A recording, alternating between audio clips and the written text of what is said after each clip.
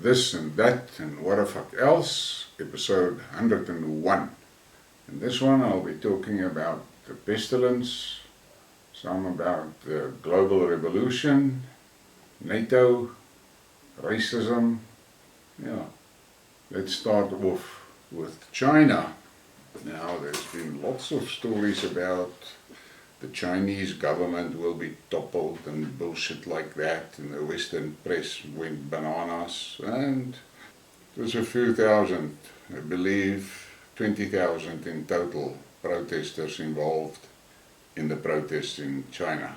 Now think about that, 20,000 protesters, 4 or 5 cities, let's say 5 cities, that's 4,000 per city, and those cities 30, 40, 50 million inhabitants. So don't get overly excited about 20,000 protesters. And I've always maintained that China, I think they use the COVID stories a lot to have delivery sanctions against America to screw with the American supply lines. And they do it under the belief that they are in lockdown. And then there's a second reality that you have to take in consideration. If you look at what the Chinese has been doing the past just over 2 years with the pestilence, it is massive quarantine camps that they built, and many of those camps have apparently never been really utilized. And there was lots and lots of visuals about people operating in hazmat suits and things like that.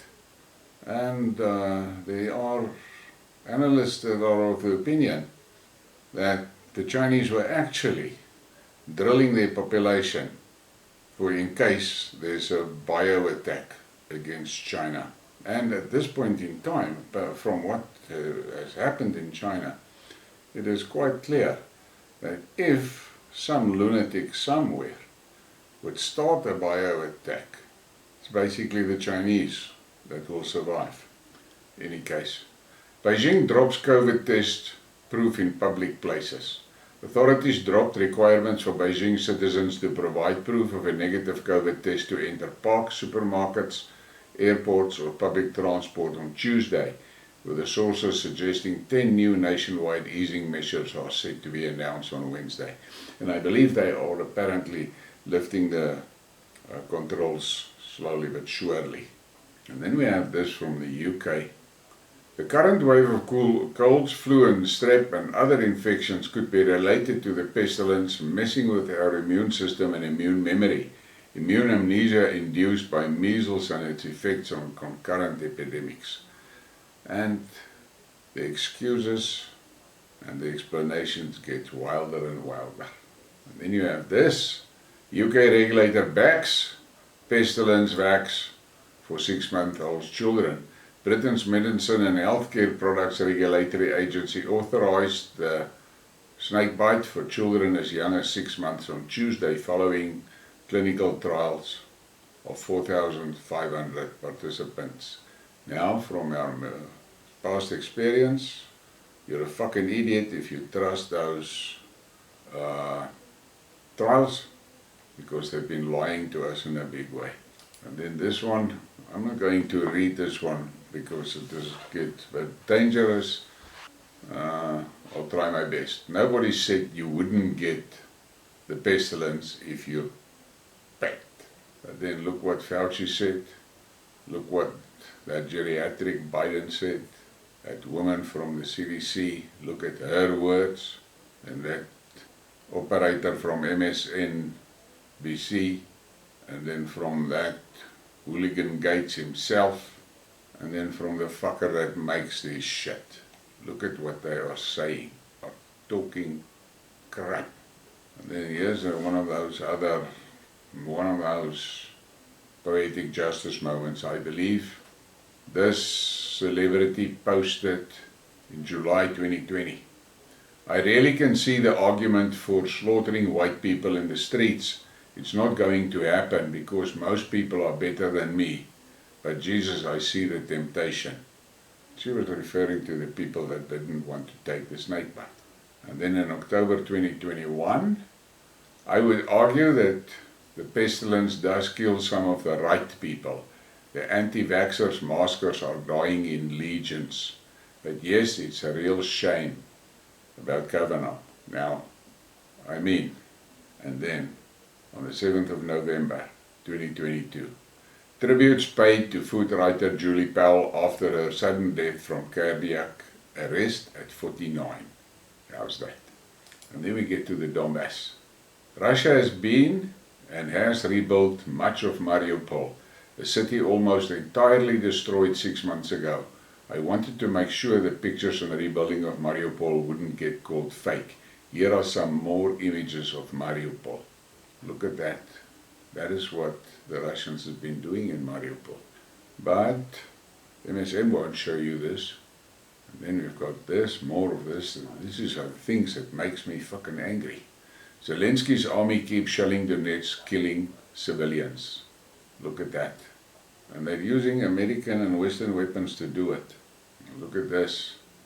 10 plus Ukrainian Grad rockets hits Donetsk. Ukrainian armed forces released at least 10 Grad rockets in Donetsk Sunday night, leaving 2 people injured, including a teenager. Look at that. They're shooting civilian houses and homes. And look at this. At night, the center of Donetsk was again shelled by Ukrainian territories. Look at that. Ukrainian terrorists, sorry. And then we get to Europe and the energy. Francis Macron blasts media for fear-mongering over energy situation. President Macron snapped at a journalist after being asked about potential electricity shortages this winter. He called the topic absurd, saying it was not the job of the media to fear-monger. Yeah, and then I saw some images of portions of Paris, dark, no power. And then we get to the global revolution. Now look at this, the world's biggest arms sellers. And look at that, who is the top? 1, 2, 3, 4, 5. The top 5 is American companies, then a British company, and then 4 from China. But look at the size in money, makes you think. And then this, BIS warns of 80 trillion of hidden FX swap debt. Now the FX swap is foreign currencies, okay?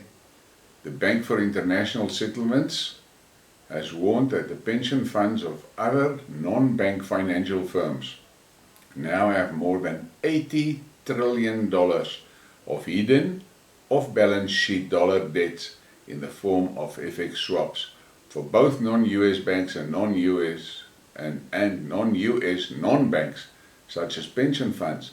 Dollar obligations from FX swaps are now double their on-balance sheet dollar debt estimated. The missing dollar debt from the FX swaps, forward and currency swaps is huge, the institution said, describing the lack of direct information about the scale and location of the problems as the key. Now, this $80 trillion, at some stage, it will have to come back into the system, and this will most probably wipe out many of the pension funds. And then we have this, President Putin, leader of the free world. Good night, friends. And yeah, I would also agree. Currently, he seems to be the leader of the free world. And then we've got this.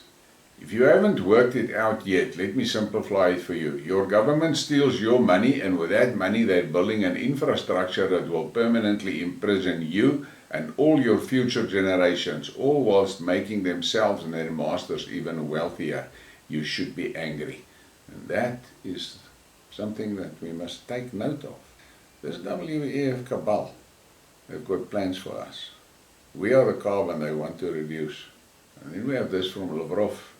The EU will be able to be part of a multipolar world only when it stops saying, I obey the USA. The fact that Europe cannot defend its interest, in my opinion, is still a medical fact, the head of the Russian Foreign Ministry said. And we are seeing it. Europe is going to pay big time for this shit that they follow the lead of the Americans, and European countries are not independent. They're not independent. Governments can't make decisions for their countries. They cannot. It's a shame. Now we get to the green stuff. Earth's climate has been thoroughly mapped out by paleontology studies. It's not warming. It's been colder in the last 1,000 years than the previous 9,000 years. The warm Holocene will come to an end and return us to a world of ice. We are not ready because of a fake UN climate emergency. And look at this graph. And you can stop the video and take a long look and study all those data points, and then you can see they are feeding us bullshit. Now the other day in one of my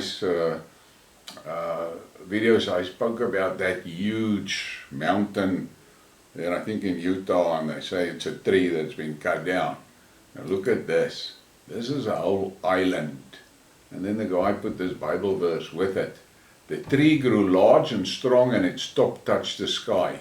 It was visible to the ends of the earth. Daniel 4 verse 11. If that was a tree, that was a more of a tree.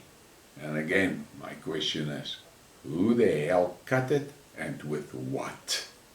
And this is just a little bit of interest. In one of my videos, one of my Twitter tweets, I said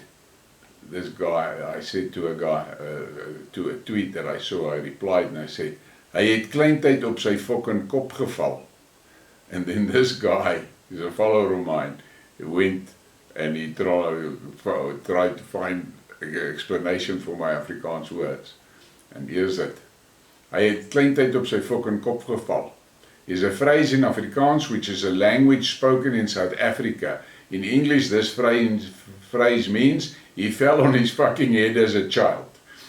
The phrase uses a mixture of Afrikaans and English words, with the Afrikaans words being used for the most part. The phrase is a bit vulgar and it's used to describe someone who is behaving in a foolish or clueless manner.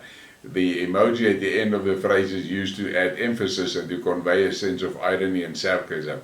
Overall, this phrase is used to describe someone who has a history of making poor decisions and who lacks common sense. I hope this helps. Let me know if you have another question. I found that very funny. And then we get to Iran.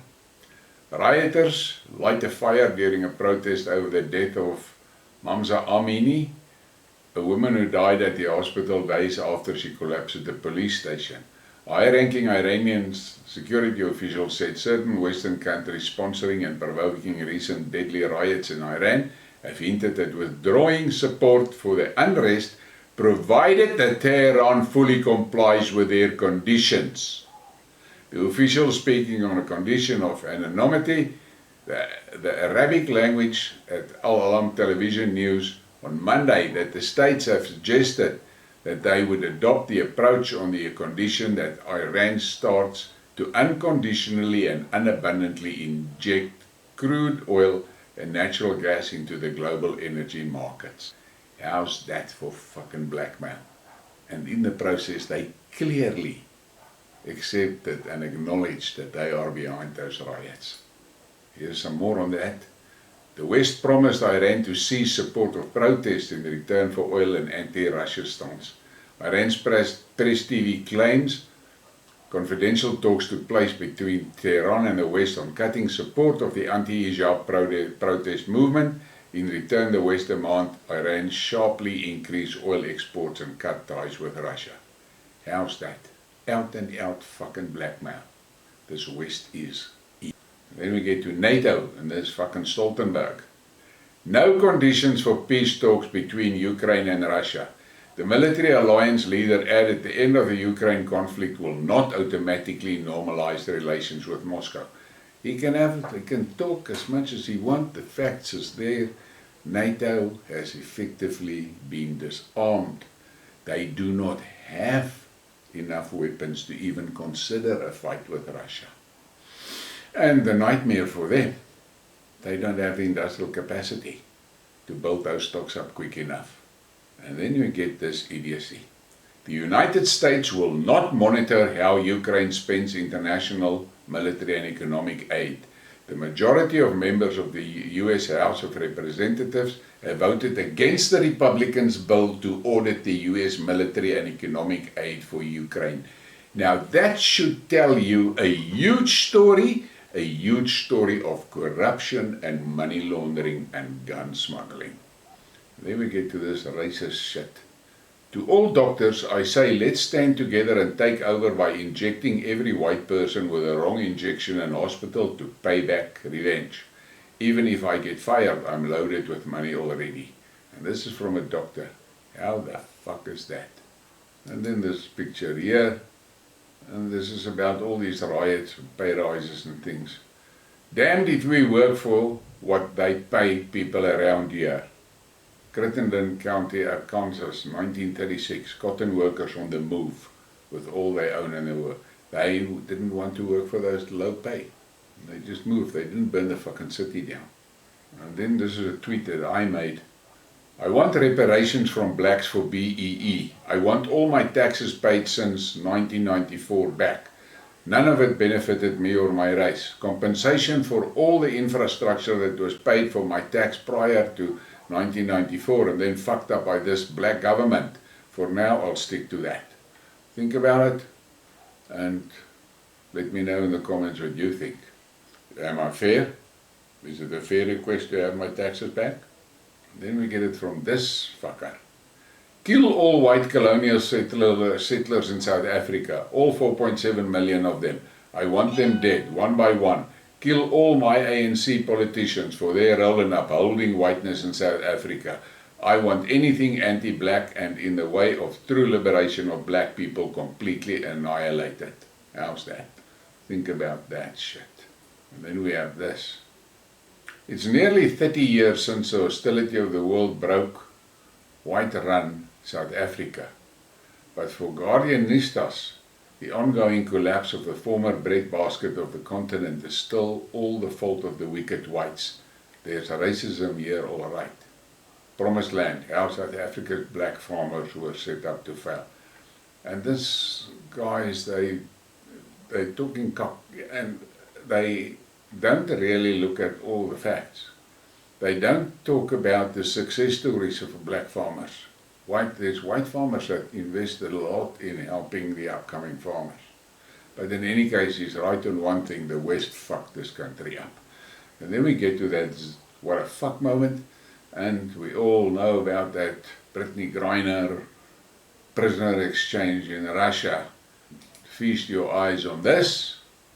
That thing on the right, that is a woman with a penis by the name of Brittany Griner. Think about that and shake your head. Thank you very much for your support. Please give me a like and a share and a subscribe. And you must have a great evening. As you can see, I'm sitting here in the dark. Eskom is really angry with me. They want me in the Stone Age. But actually they want me in the Dark Ages, and they are succeeding to get me into the Dark Ages. Have a great evening.